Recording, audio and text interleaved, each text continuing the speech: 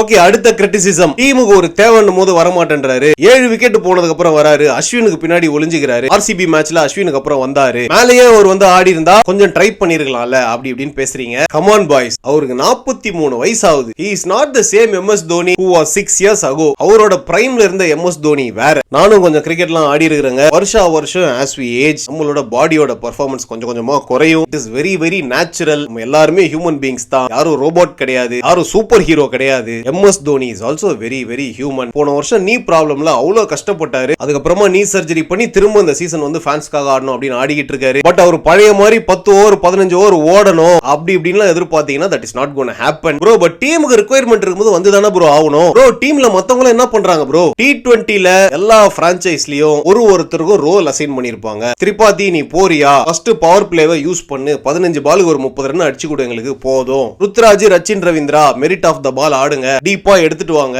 சிவம் Dube middle ஓவர்ஸ்ல ஸ்பின்னு போட்டா போய் டிமாலிஷ் பண்ணு, 6 அடி அப்படின்னு ஒருத்தருக்கும் ஸ்பெசிஃபைட் ரோல்ஸ் கொடுப்பாங்க.